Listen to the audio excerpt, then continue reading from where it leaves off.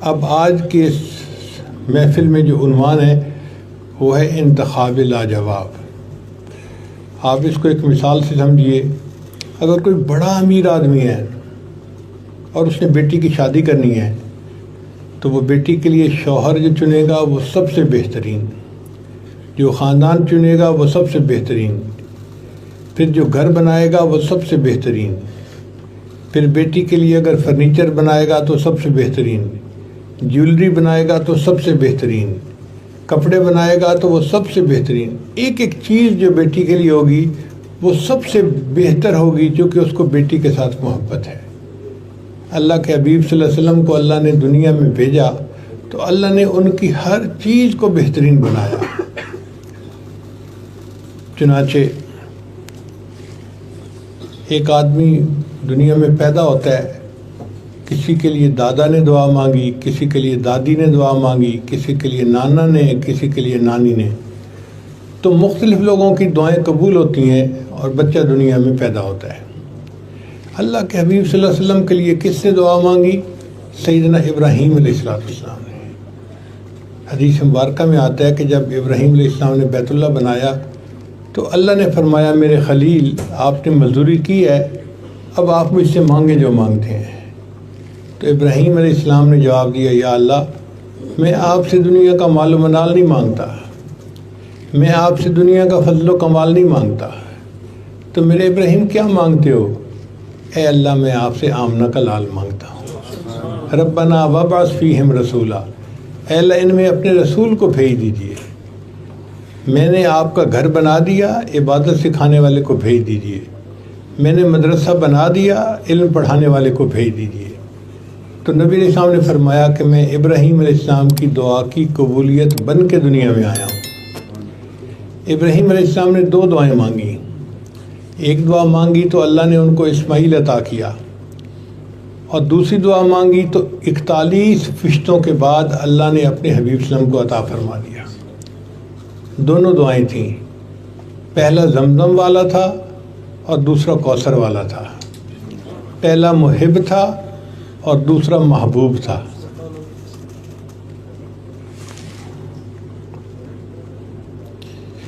پہلا ذبیح اللہ تھا اور دوسرا حبیب اللہ تھا۔ دونوں دعائیں دیکھو اللہ نے کیسے قبول فرمائی۔ ابراہیم کا معنی ہوتا ہے بزرگی والا، تو نبی علیہ السلام کی دعا مانگنے والا جو بندہ تھا وہ سب سے بہترین۔ یہ ہے انتخاب لاجواب اللہ کا۔ پھر بچہ پیدا ہوتا ہے یا آنا ہوتا ہے تو اس کی خوشخبری دی جاتی ہے۔ کسی کی خوشخبری الٹرا ساؤنڈ سے ڈاکٹر دیتی ہے، کسی کی خوشخبری نرس دیتی ہے، کسی کی خوشخبری حکیم دیتا ہے یا کوئی اور عورت دیتی ہے۔ نبی علیہ السلام کے دنیا میں تشریف آوری کی جو خوشخبری تھی وہ اللہ کے ایک نبی حضرت عیسیٰ علیہ السلام نے عطا فرمائی۔ دیکھو خوشخبری دینے والا بھی بہترین۔ اللہ تعالیٰ نے کس کو چنا خوشخبری کے لیے؟ کہ عیسیٰ علیہ السلام نے فرمایا کہ میرے بعد ایک رسول آئے گا اسمہ احمد، جن کا نام احمد ہوگا۔ تو ایک نبی نے ڈھنڈورا پیٹا، خوشخبری سنائی کہ اللہ کے نبی اسلام دنیا میں آنے والے ہیں۔ پھر آپ صلی اللہ علیہ وسلم جب دنیا میں تشریف لائے تو آپ صلی اللہ علیہ وسلم کے جسم میں اطہر کو اللہ نے جنت کی مٹی سے بنایا۔ وہ دنیا کی مٹی نہیں تھی، جنت کی مٹی تھی، اس لیے نبی علیہ السلام کے جسم اطہر سے خوشبو آتی تھی۔ آپ صلی اللہ علیہ وسلم جہاں سے گزر جاتے تھے اس جگہ سے خوشبو آیا کرتی تھی۔ صحابہ کرام کہتے ہیں کہ جب ہم کبھی مس کرتے حضور صلی اللہ علیہ وسلم کو کہ کہاں ہیں، ڈھونڈنا رہتا تو ہم خوشبو ڈھونڈتے ڈھونڈتے بالآخر نبی علیہ السلام تک پہنچ جاتے تھے۔ وہ جنت کی مٹی جو تھی وہ ہر جگہ خوشبو مچاتی تھی، اور اللہ کی شان دیکھیے کہ بالآخر جنت کی مٹی مدفون بھی جنت کے ٹکڑے میں ہی ہوئی۔ نبی اسلام نے فرمایا ما بین بیتی و منبری روضۃ من ریاض الجنہ، میرے گھر اور منبر کے درمیان جو ٹکڑا ہے وہ جنت کے ٹکڑوں میں سے ایک ٹکڑا ہے۔ کہتے ہیں نا کہ پہنچی وہیں پہ خاک جہاں کا خمیر تھا، تو جنت کی مٹی تھی، اللہ نے بالآخر اس کو جنت کے اندر ہی ملا دیا۔ تو دیکھو جسم اطہر سب سے بہترین۔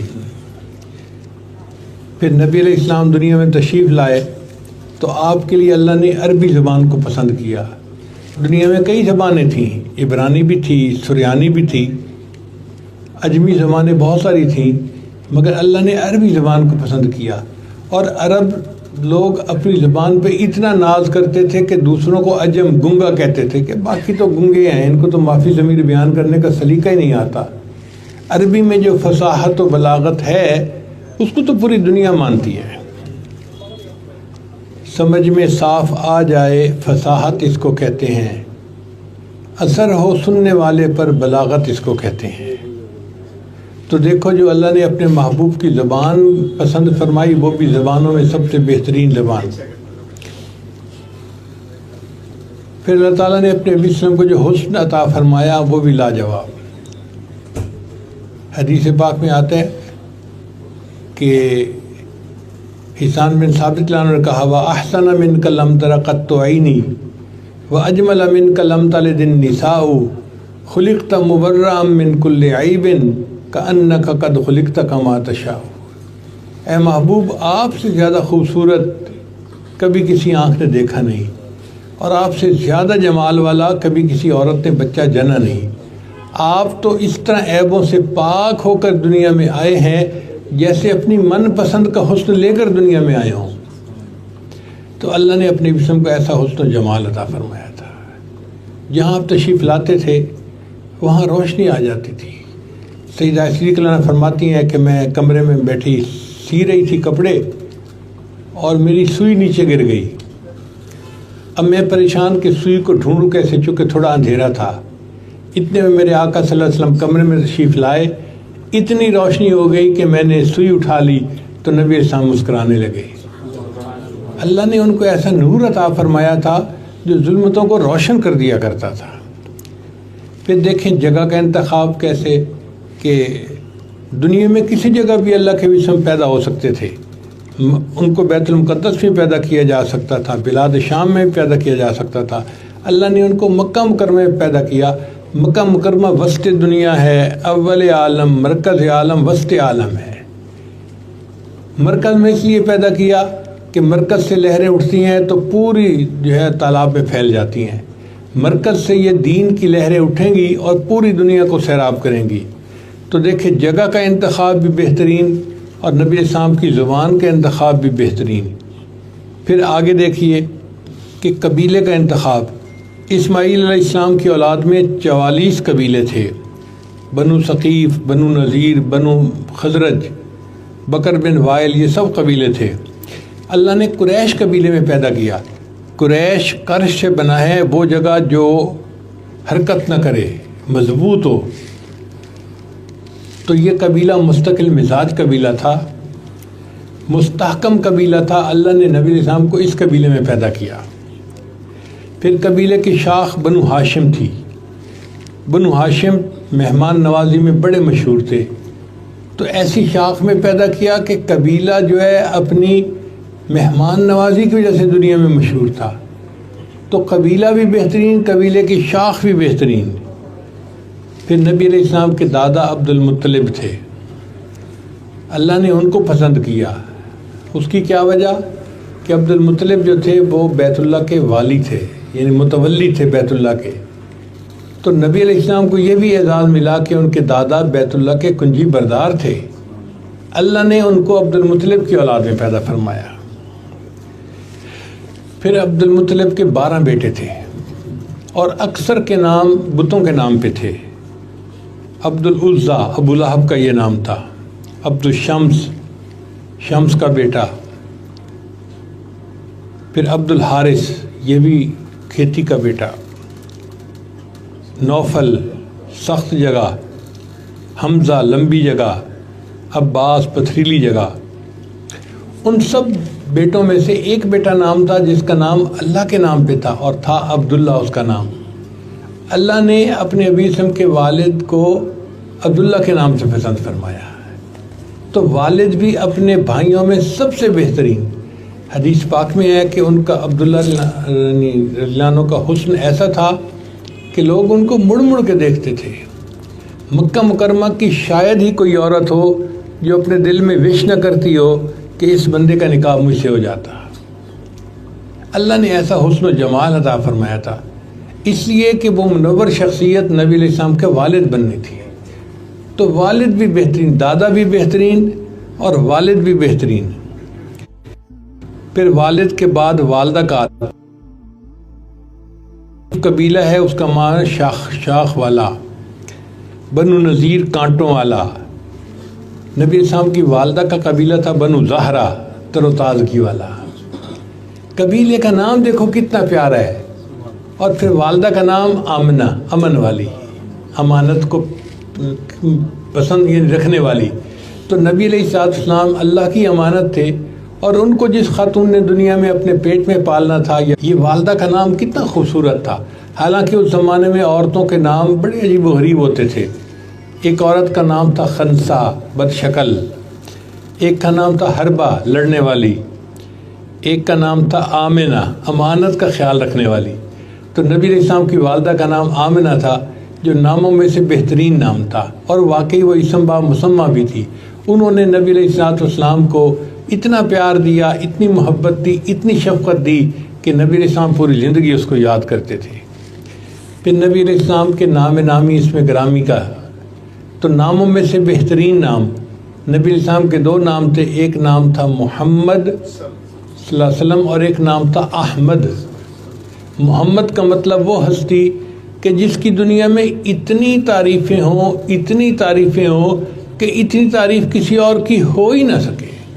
اور واقعی یہ بات سچ ہے کہ نبی علیہ السلام کی تعریفیں صرف مسلمانوں نے نہیں کی، نبی علیہ السلام کی تعریفیں کافروں نے بھی کی ہیں، انگریزوں نے بھی کی ہیں، کتابیں لکھی ہیں، ہندوؤں نے، سکھوں نے، کس نے نبی علیہ السلام کی تعریف میں کتابیں لکھی ہیں؟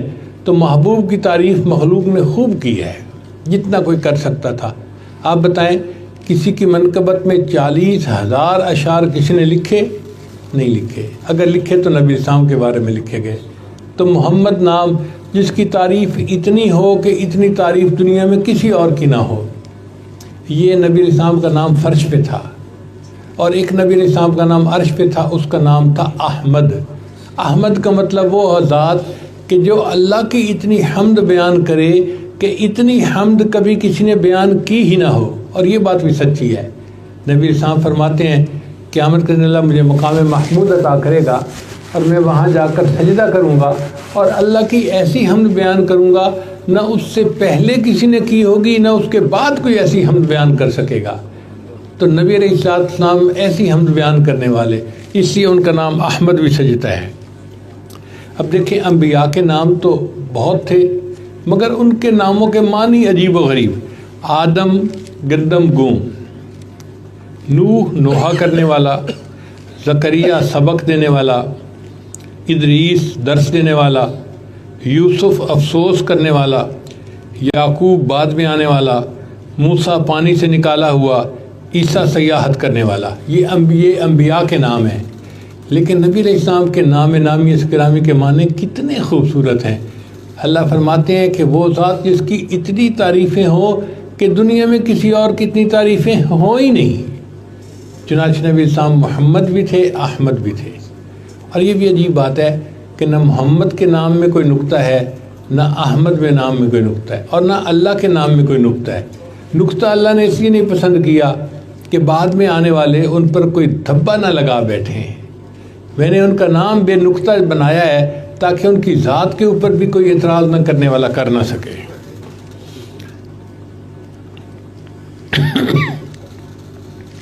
چنانچہ محمد اور محبت، یہ دونوں الفاظ لینا تو 2 دفعہ ہونٹ ملتے ہیں، محبت اور محمد۔ تو نبی علیہ السلام آئے تھے دنیا کو محبت سکھانے کے لیے، اللہ کی محبت سکھانا، اپنے قریبی رشتہ داروں کی محبت سکھانا۔ تو نبی علیہ السلام کے نام نامی کے اندر کیا تاثیر ہے۔ پھر ایک اور بات دیکھیے کہ جب کوئی بندہ نماز پڑھتا ہے نا تو اس کی ہر رکعت احمد کا نام بنتی ہے۔ جب وہ کھڑا ہوتا ہے تو الف بنتا ہے، جب رکوع میں جاتا ہے تو ہا بنتا ہے، جب سجدے میں جاتا ہے تو میم بنتا ہے، اور جب اتحیات میں بیٹھتا ہے تو دال کی شکل بنتی ہے۔ تو اگر سب کو ملائیں تو احمد کا لفظ بنتا ہے۔ اس لیے اللہ تعالیٰ بندے کے نماز پڑھنے پر بہت خوش ہوتے ہیں، اس لیے کہ وہ دیکھنے میں تو نماز پڑھ رہا ہوتا ہے، حقیقت میں اس کا جسم اللہ کے محبوب صلی اللہ علیہ وسلم کا نام بنا رہا ہوتا ہے. میں نے تو یوں ہی خاک میں پھیری تھی انگلیاں، دیکھا جو غور سے تو تیری تصویر بن گئی. تو اللہ کو اپنے محبوب صلی اللہ علیہ وسلم کا نام جسم سے بنتا دیکھ کے خوشی ہوتی ہے، اور اللہ تعالیٰ نمازی بندے پر محبت کی نظر ڈالتے ہیں. پھر نبی علیہ السلام کی جو دایا تھی، تو نبی علیہ السلام کو اللہ نے ایک ایسے قبیلے کے اندر جو ہے نا وہ بھیجا کہ جس کی عورت جو تھی وہ بنو سعد قبیلے کی تھی، نیک بخت قبیلے کی تھی. واقعی اس عورت کی نیک بختی تھی کہ اس کو اللہ کے حبیب صلی اللہ علیہ وسلم کو پرورش پانے کا موقع ملا. پھر دایا کا نام تھا حلیمہ. حلیمہ کہتے ہیں حلم والی، تحمل مزاج. کئی عورتیں ذرا کم حلم والی ہوتی ہیں تو بچے کو چھوٹی چھوٹی بات پہ ڈانٹتی ہیں، کوستی ہیں، مارتی ہیں، چٹکیاں لیتی ہیں. اللہ نے فرمایا نہیں، اس عورت نے میرے محبوب کو پالنا ہے. اس عورت کا حلم سب سے زیادہ ہونا چاہیے، حتیٰ کہ اس عورت کا نام بھی حلیمہ تھا، حلم والی. شاعر نے کہا حلیمہ میں تیرے مقدراں تو صدقے، تو مدنی دا جھولا جھلیندی وی ہوسیں. اے انگلی نہ پا کے تے ویڑے دے اندر، خدا دے سجن نو ٹریندی وی ہوسیں. نی عرشاں دا چن ہے کھلونا وی جس دا، تو اس بے مثل نو کھڈیندی وی ہوسیں. نوا کے دھوا کے تے سرما وی پا کے، تو تھوڑی ہلا کے ہسیندی بھی ہوسیں. ہمارے یہاں عورتیں یہ سمجھتی ہیں کہ جب بچہ نہا دھو کے آنکھوں میں سرما ڈال لیتا ہے نا تو اس کو نظر جلدی لگتی ہے. اب وہ نظر توڑنے کے طور پر بچے کو کہتی ہے کہ مسکراؤ، تو بچہ تو نہیں مسکراتا، تو وہ پھر اس کی ٹھوڑی پکڑ کے کہتی ہے اچھا مجھے مسکرا کے دکھاؤ. سمجھتی ہیں کہ نظر ٹوٹ جائے گی. تو وہ شاعر نے لکھا ہے نوا کے دھوا کے تے سرما بھی پا کے، تو تھوڑی ہلا کے ہسیندی بھی ہوسیں. زمانے دی تتیاں ہواواں دے کولوں، نبوت تے پھلنوں لکیندی بھی ہوسیں. نی سونے دا مکھڑا نورانی نورانی، تو تکدی تا رہی ہیں چمیندی بھی ہوسیں. حلیمہ تو کتنی خوش نصیب ہے، تو وہ نورانی چہرہ تو دیکھتی تھی، تو کبھی کبھی محبت میں آ کے اس چہرے کو بوسے بھی تو دیتی ہوگی. نی سونے دا مکھڑا نورانی نورانی، تو تکدی تا رہی ہیں چمیندی بھی ہوسیں. کدی نال تیرے نزاکت سونا. کبھی کبھی ایسا ہوتا ہے کہ چھوٹا بچہ جو ہوتا ہے نا وہ اپنی امی سے روٹھ جاتا ہے، ناز کرتا ہے نا اپنی والدہ کے ساتھ، تو ماں پھر بچے کو مناتی ہے بیٹا اپنی ماما سے نہیں روٹھا کرتے، بیٹا اپنی ماما سے خفا نہیں ہوتے تو کیوں مجھ سے خفا ہے. تو شاعر نے اس شعر کو کہا کدی نال تیرے نزاکت سونا، اور رسدہ بھی ہوسی منیندی بھی ہوسے. حلیمہ جب وہ چھوٹا بچہ تجھ سے روٹھا ہوگا تو کیسے مناتی ہوگی، اور وہ بھی کیا منظر ہوگا. پھر نبی علیہ السلام کی بیویوں کا انتخاب. اللہ نے نبی علیہ السلام کی بیویوں کا انتخاب ایسا کیا کہ جو صفات ان کے اندر تھیں وہی صفات نبی علیہ السلام کے اندر تھیں. یعنی ایک جیسی طبیعت اور ایک جیسی سیرت اور ایک جیسی فطرت تھی. چنانچہ خدیجہ کا معنی ہے خدمت کرنے والی، نبی علیہ السلام امت کی خدمت کرنے والے. سودا کا مطلب ہے آرام دینے والی، تو نبی علیہ السلام امت کو آرام پہنچانے والے. عائشہ کا مطلب ہے عیش دینے والی، نبی علیہ السلام بھی امت کو جنت کی عیش دینے والے. حفصہ کا مطلب ہے قائمۃ اللیل، رات کو اٹھ کر عبادت کرنے والی، اور نبی علیہ السلام بھی اٹھ کر رات کو عبادت کرنے والے تھے. پھر میمونہ بختوں والی، چنانچہ نبی علیہ السلام بھی بخت والے تھے. پھر صفیہ کا مطلب ہے چنی ہوئی، تو اللہ کے حبیب صلی اللہ علیہ وسلم بھی چنے ہوئے تھے. زینب کا مطلب ہے استغفار کرنے والی، اللہ کے حبیب صلی اللہ علیہ وسلم بھی رات کو استغفار کرنے والے تھے. پھر سلمہ کا مطلب ہے سلامتی والی، اللہ کے حبیب صلی اللہ علیہ وسلم بھی سلامتی والے تھے. پھر حبیبہ محبت دینے والی، اللہ کے حبیب بھی محبت دینے والے اور پیار دینے والے تھے. دیکھو جو عورتوں کے اسماء تھے اور ان اسماء کے جو معنی ہیں ہو بہو وہی اسماء صفتیں نبی علیہ السلام کے اندر موجود ہیں. اس کی وجہ یہ تھی کہ انہوں نے زندگی کا ساتھی بننا تھا. اللہ تعالیٰ فرماتے ہیں الطیبات للطیبین، پاک مردوں کے لیے پاکیزہ عورتیں، تو اگر نبی علیہ السلام کی بیویوں کی پاکیزگی کو جاننا چاہیں تو نبی علیہ السلام کی پاکیزگی کا تصور کیجئے، وہ کتنے معصوم تھے اور کتنے پاکیزہ تھے۔ اللہ نے ان کے لیے ایسی ہی بیویاں منتخب فرمائیں، اور اللہ نے قرآن مجید میں فرمایا یا نساء النبی لستن کاحد من النساء، اے نبی علیہ السلام کی بیویوں تمہاری جیسی کوئی عورت دنیا میں اور موجود ہی نہیں ہے۔ اللہ قرآن میں گواہیاں دے رہا ہے کہ جیسے میرے محبوب کی بیویاں ہیں اس جیسی عورت تو کوئی دنیا میں اور ہو ہی نہیں سکتی۔ اس کا مطلب یہ کہ نبی علیہ السلام کی بیویوں میں سب سے زیادہ بہترین۔ پھر نبی علیہ السلام کے بیٹے کو اللہ نے بیٹے عطا فرمائے جو بچپن میں وفات پا گئے، تو بیٹے جو تھے وہ بھی بہترین، چنانچہ قاسم تقسیم کرنے والا، اللہ کے حبیب صلی بھی قاسم تھے، فرمایا انما انا قاسم واللہ یعطی، کہ میں تو تقسیم کرنے والا ہوں، برکتوں اور رحمتوں کو اللہ عطا کرنے والا ہے۔ پھر طیب طاہر پاک، نبی السلام بھی پاک تھے۔ پھر ابراہیم ایک بیٹے کا نام تھا، اس کا نام تھا بزرگی والا، اور نبی السلام بھی بزرگی والے تھے۔ تو دیکھو اللہ نے کیسے پیارے ناموں والے بیٹے نبی السلام کو عطا فرمائے۔ پھر اس کے بعد بیٹیوں کا انتخاب دیکھو اللہ نے کیسے کیا، زینب استغفار کرنے والی، رقیہ خامند کی خدمت کرنے والی، کلثوم بچوں کی تربیت کرنے والی، اور فاطمہ دوزخ سے آزاد رہنے والی۔ چنانچہ نبی علیہ السلام کے اندر بھی یہ ساری صفات موجود تھیں، اور اللہ نے اپنے محبوب کو کیا بیٹیاں عطا فرمائیں کہ آپ کی چھوٹی بیٹی جو تھی وہ خاتون جنت بنی، دنیا میں تمام خواتین کی سردار بنی۔ پھر اللہ تعالیٰ نے ان کی آگے جو اولاد تھی وہ بھی بہترین، نواسے نواسیاں پوتے پوتے ہوتے ہیں، لیکن جو نبی علیہ السلام کے نواسے تھے وہ تو الگ ہی جو ہے نا وہ ہستیاں تھیں۔ نبی علیہ السلام نے فرمایا الحسن والحسین سیدہ شباب اہل الجنہ، حسن اور حسین جنت کے نوجوانوں کے سردار ہیں۔ اللہ نے ایسے نواسے عطا فرمائے، فرمایا کہ الحسین منی وانا من الحسین، میں حسین میں سے ہوں، حسین مجھ سے ہے، جو حسین سے محبت کرے گا وہ مجھ سے محبت کرے گا، اور جو مجھ سے محبت کرے گا وہ جنت جائے گا۔ پھر اللہ تعالیٰ نے اپنے محبوب صلی اللہ علیہ وسلم کے لیے کتاب کا انتخاب کیا، قرآن مجید۔ پہلے بھی کتابیں آئیں، تورات، انجیل، زبور، مگر وہ کتابیں اتنی کامل نہیں تھیں، وہ کتابیں تھیں، وہ اللہ کا کلام نہیں تھیں۔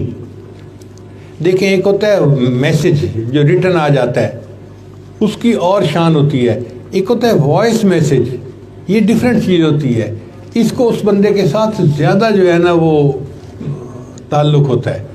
تو گویا قرآن مجید جو تھا وہ اللہ تعالیٰ کا وائس میسج تھا اس امت کے لیے، اس لیے قرآن مجید سب سے بہترین کتاب۔ تو جو کتاب اللہ نے چنی وہ بھی بہترین، جو اللہ نے اولاد چنی وہ بھی بہترین، جو بیویاں چنی وہ بھی بہترین، جو نام چنا وہ بھی بہترین، ہر چیز بہترین۔ اس کو کہتے ہیں انتخاب لاجواب۔ چنانچہ اللہ نے اپنے حبیب صلی اللہ علیہ وسلم کے لیے دین اسلام کو پسند کیا۔ اللہ فرماتے ہیں الیوم اکملت لکم دینکم، آج کے دن میں نے تمہارے لیے دین کو مکمل کر دیا، واتممت علیکم نعمتی، اور میں نے اپنی نعمت کو تمہارے اوپر مکمل کر دیا۔ تو کسی اور دین کو اللہ نے نعمت نہیں کہا، دین اسلام کو کہا، چونکہ یہ سب سے بہترین دین تھا۔ تو محبوب صلی اللہ علیہ وسلم کو جو دین ملا وہ ادیان میں سب سے بہترین دین۔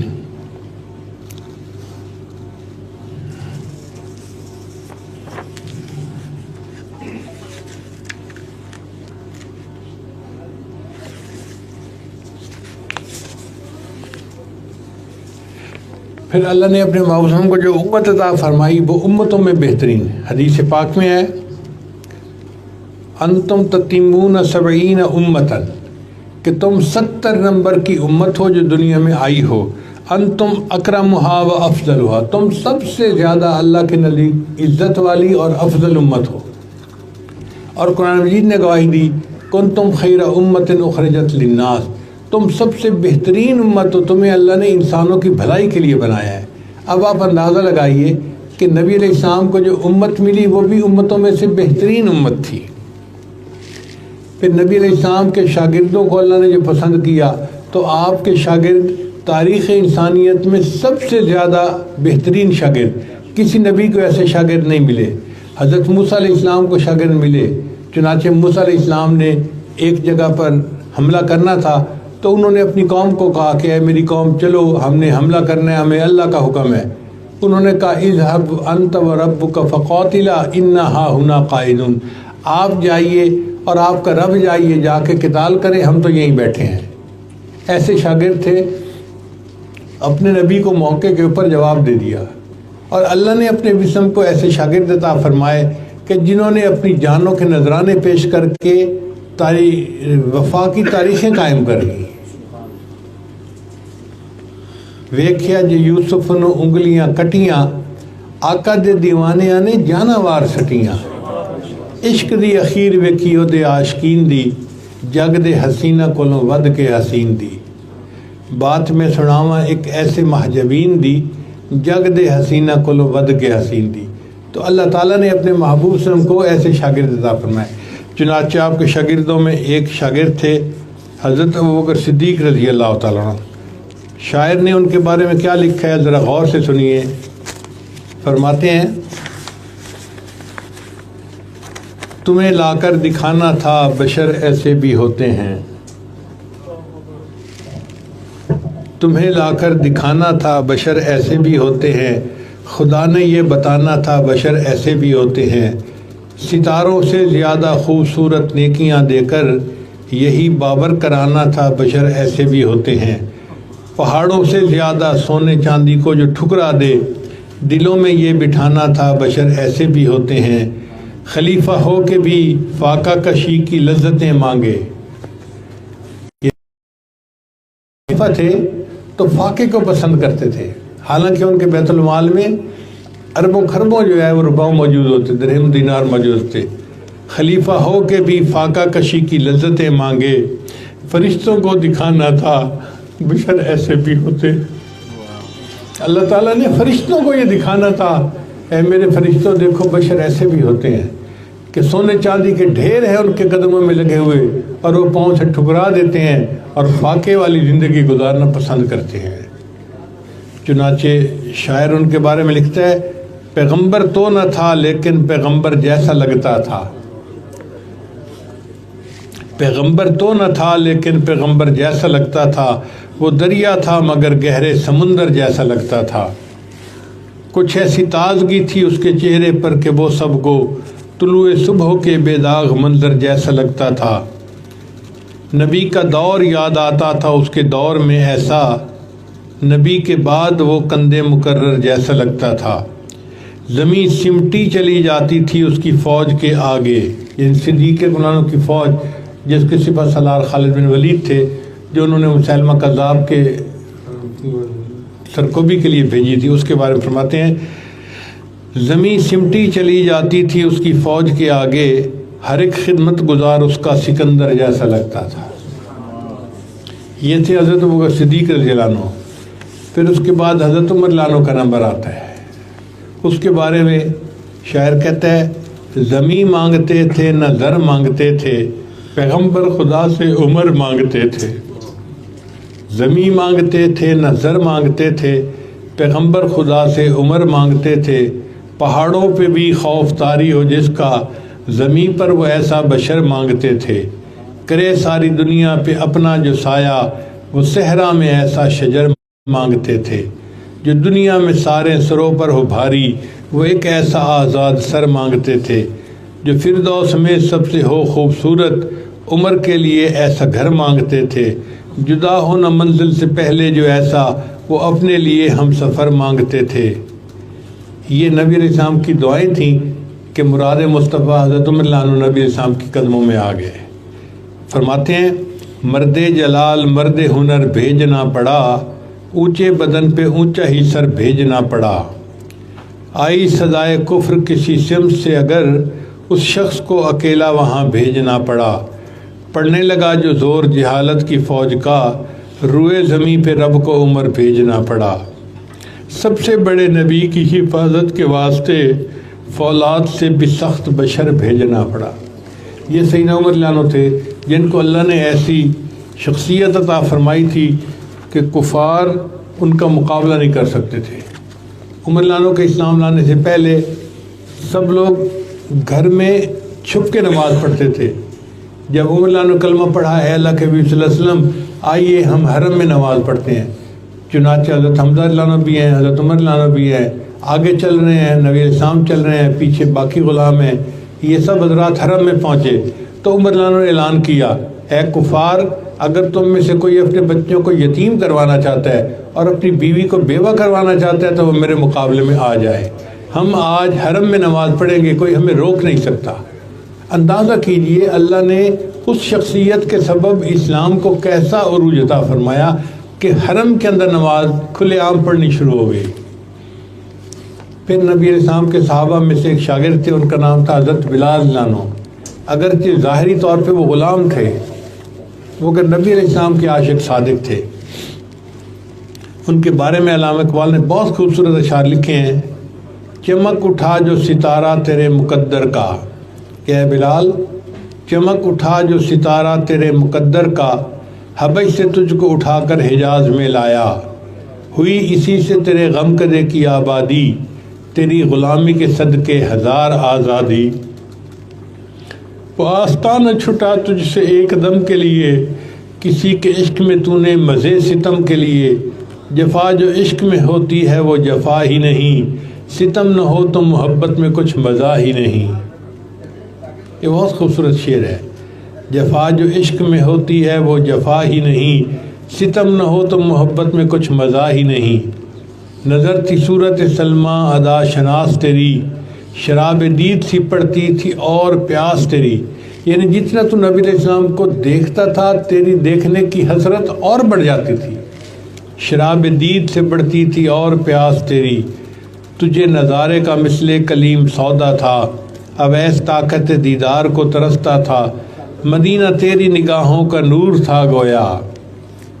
اے بلال لانو، مدینہ تیری نگاہوں کا نور تھا گویا، تیرے لیے تو یہ صحرا ہی طور تھا گویا، تیری نظر کو رہی دید میں بھی حسرت دید، جب تو نبی السلام کی دید کر رہا ہوتا تھا اس وقت بھی تیرے دل میں دید کی حسرت ہوتی تھی، اور دیکھوں اور دیکھوں اور دیکھوں۔ تیری نظر کو رہی دید میں بھی حسرت دید، خنق دلے کے تفید و دم نیا سعید، ادائے دید سراپا نیاز تھی تیری، کسی کو دیکھتے رہنا نماز تھی تیری۔ اے بلال عنو، آپ جو نبی علیہ السلام کو دیکھتے رہتے تھے تو یہ گویا آپ محبت کی نماز پڑھ رہے ہوتے تھے، عشق کی نماز پڑھ رہے ہوتے تھے۔ ادائے دید سراپا نیاز تھی تیری، کسی کو دیکھتے رہنا نماز تھی تیری، اذاں ازل سے تیرے عشق کا ترانہ بنی، نماز اس کے نظارے کا ایک بہانہ بنی۔ تو نبی علیہ السلام کے جو شاگرد تھے وہ شاگردوں میں سب سے زیادہ بہترین، اس سے پتہ چلتا ہے کہ اللہ نے اپنے نبی وسلم کو جو کچھ عطا فرمایا وہ سب بہترین تھا۔ یہ ہے انتخاب لاجواب کہ اللہ تعالیٰ نے اپنے محبوب کے لیے جو کچھ چنا وہ لاجواب چنا۔ چنانچہ شاعر کہتا ہے، دنیا سیپ محمد موتی صلی اللہ علیہ وسلم، تجھ بھی دنیا کیسے ہوتی صلی اللہ علیہ وسلم، گر نہ ہوتا آمنہ جایا امت کا غم کھانے والا، خلقت میٹھی نیند نہ سوتی صلی اللہ علیہ وسلم۔ بس ہم آخر پر اتنا ہی کہتے ہیں، بلغ العلا بکمالہ کشف الدجا بجمالہ، حسنت جمیع خصالہ صلوا علیہ وآلہ۔ اللہ تعالیٰ میں نبی السلام کی سچی محبت عطا فرمائے۔ ہمارے دلوں میں اولیاء جیسی محبت تو نہیں ہے جو ان کے اندر ہوتی ہے، لیکن بہرحال محبت ضرور ہے، یہ پکی بات ہے۔ ہم کلمہ گو ہے نا، نبی السلام سے محبت کرتے ہیں۔ شاعر نے کہا، میرا رومی ورگا عشق بھی نہیں، میرا رومی ورگا عشق بھی نہیں، تے میرے جامی ورگی ٹور بھی نہیں، میرا رومی ورگا عشق بھی نہیں تے میری جامی ورگی ٹور دی نہیں، مگر قسم خدا دی کھانا ہاں مینوں تیرے جیا کوئی اور بھی نہیں۔ اے اللہ کے وسلم، ہم جیسے بھی ہیں قسم اٹھا کر کہتے ہیں کہ ہمیں آپ جیسا کوئی اور نہیں ہے۔ آپ سے جو محبت ہے وہ سب سے اعلیٰ ہے اور ہماری زندگی کا وہ سرمایہ ہے۔ اللہ ہمیں اسی محبت پر دنیا میں زندہ رکھے اور اسی محبت پر قیامت کے دن نبی صاحب کے قدموں میں کھڑا فرمائے۔ وآخر دعوانا ان الحمد للہ رب العالمین۔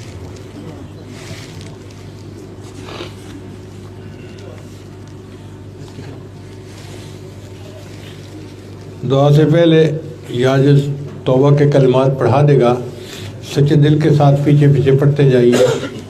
پڑھیے بسم اللہ الرحمن الرحیم، لا الہ الا اللہ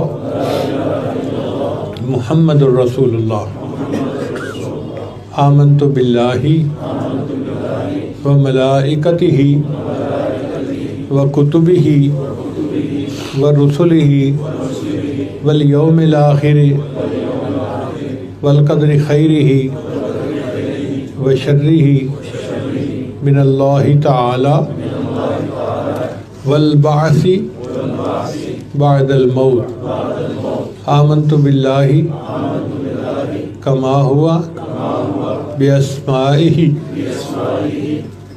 وصفاتہ وقبلت جمیع احکامہ اقرار باللسان وتصدیق بالقلب، اشہد ان لا الہ الا اللہ واشہد ان محمدا عبدہ ورسولہ، استغفر اللہ ربی من کل ذنب واتوب الیہ برحمتک یا ارحم الراحمین۔ ان کلمات کو پڑھنے سے ہم تو بتائے ہو چکے ہیں، تھوڑی دیر کے لیے ہم مراقبہ کریں گے۔ سب ذرات آنکھوں کو بند کر لیں، سر کو جھکا لیں، دنیا اور جو کوئی دنیا میں ہے اس سے ہٹ کٹ کے اللہ کی یاد میں ڈوب جائیں۔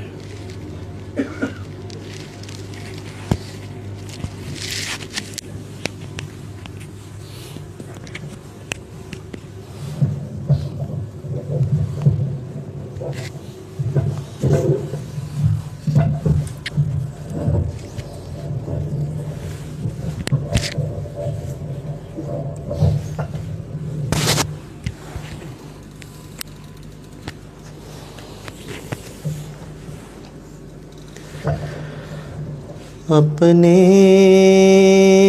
کسی عمل پہ سہارا ہی نہیں ہے، اپنے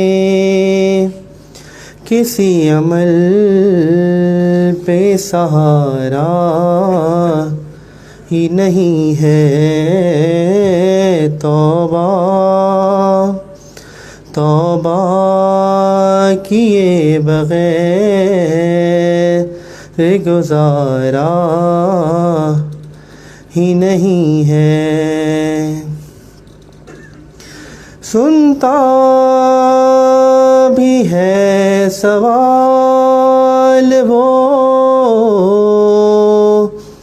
دیتا بھی ہے جواب، سنتا بھی ہے سوال وہ، دیتا بھی ہے جواب، غافل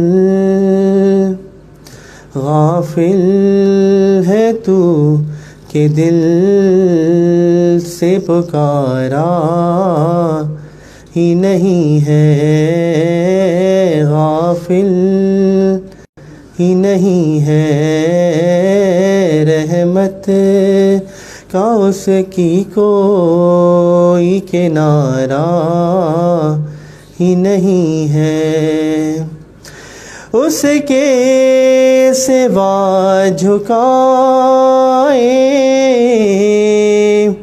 کہیں پر بشر جبیں، اس کے سوا جھکائے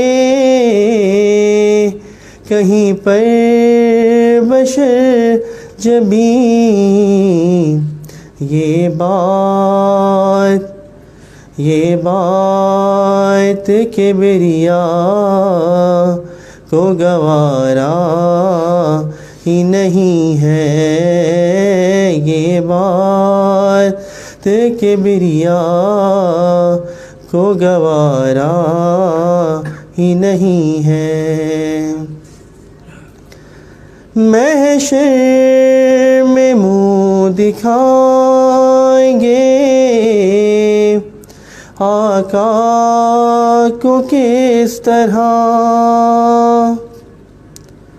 محشر میں منہ دکھائیں گے آقا کو کس طرح آقا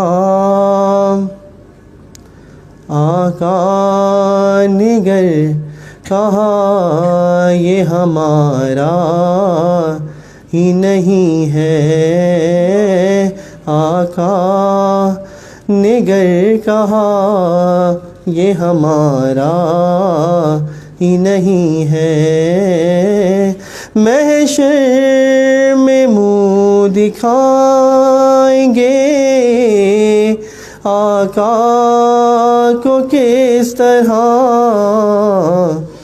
آقا نگر کہا یہ ہمارا ہی نہیں ہے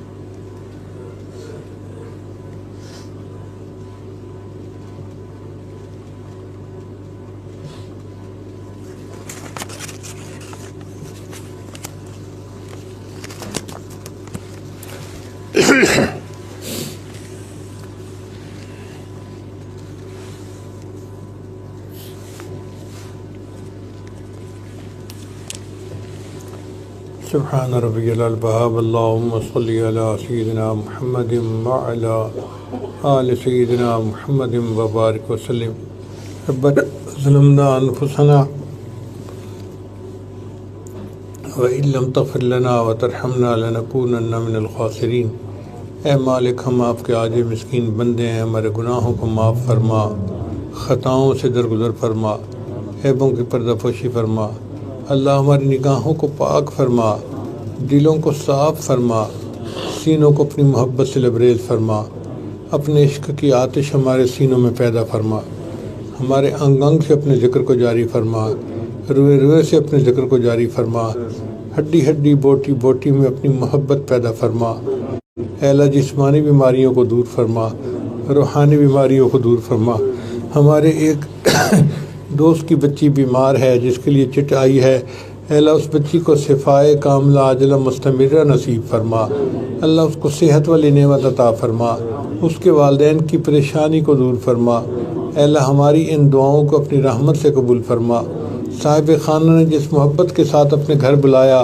اس کے بدلے ان کو اپنی سچی محبت نصیب فرما اے اللہ اس گھر کو برکتوں کے ساتھ آباد فرما اولادوں کی خوشیوں کے ساتھ آباد فرما اے اللہ دین کے ساتھ آباد فرما اے اللہ خاور صاحب جس محبت سے پیش آتے ہیں اس کے بدلے انہیں اپنی سچی محبت عطا فرما ہماری ان دعاؤں کو اپنی رحمت سے قبول فرما اللہ ان کے رزق میں برکت عطا فرما ان کی عزت میں برکت عطا فرما ہماری ان دعاؤں کو اپنی رحمت سے قبول فرما اس سے پہلے کہ ہمارے ظاہر کی آنکھیں بند ہو جائیں من کی آنکھیں کھلنے کی توفیق عطا فرما اس سے پہلے کہ لوگ ہمیں کلمہ پڑھائیں ہمیں اپنے اختیار سے کلمہ پڑھنے کی توفیق عطا فرما اور اس سے پہلے کہ لوگ ہمیں غسل دیں ہمیں غسل توبہ کرنے کی توفیق عطا فرما اور اس سے پہلے کہ ہمیں کفن پہنایا جائے اللہ میں تقوی کی پوشاک پہننے کی توفیق عطا فرما اور اس سے پہلے کہ ہماری نماز جنازہ پڑھی جائے اللہ ہمیں نماز کی حضوری نصیب فرما سجدے کا سرور نصیب فرما اے اللہ